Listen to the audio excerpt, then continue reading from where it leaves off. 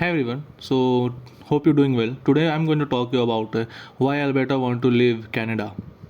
So Alberta is a province in Western Canada. In recent years, some people there have been talking about separating from Canada and becoming their own country, or even joining the United States. As of April 2025, this idea is getting more attention. Here's what do you need to know. Let's go ahead. So it's all started when Alberta has had a problem with the Canadian government for a long time. One big issue began in 1980s when the federal government made the law called National Energy Program. This law controls Alberta's oil, which made many people in the province upset. They felt like they were being treated unfairly. Years later, under Prime Minister Justin, Alberta was again unhappy. Some federal rules about the environment made it harder for Alberta's oil and gas industry to do business. This caused economic problem and made some people angry at the federal government. In 2001, some leaders in Alberta sent a letter suggesting that the province should have more control over things like pension and police. The idea grew into the movement for more independence. In 2020, four members of parliament wrote something called the Buffalo Declaration. They said Alberta has never been treated as an equal part of the Canada. They warned that if things didn't change, people might vote to leave. They started a Exit movement. Exit is a mix of West and Exit. It's a movement of people who want Alberta to leave Canada. The idea got more popular after the 2019 federal election when the Liberal Party didn't win any seats in Alberta. This showed how different Alberta's views were from the rest of the country. A man named Peter helped start the Exit movement. He and others used science, social medias, and speeches to get support. But when it came time for the election, parties that supported the Exit movement didn't get many votes. So after all this, several things made people talk more about Alberta leaving Canada in April 2025. The US president said he would be open to Alberta joining the US as a 51st state.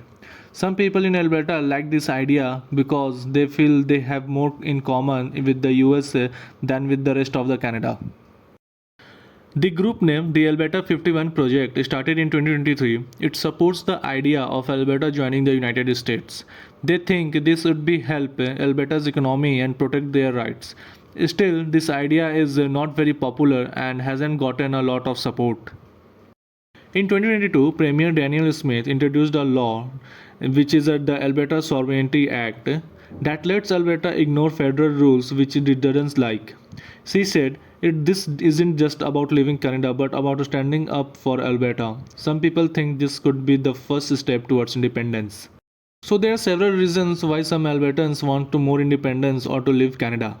So first one is economy. Albertans' economies depend on oil and gas. Federal law about the environment have made it harder for those business to succeed. Second one is money transfers. Albertans give a lot of money to federal government through something called equalization payments. This money goes to poor provinces. Many Albertans think this is unfair because they don't get much help in return.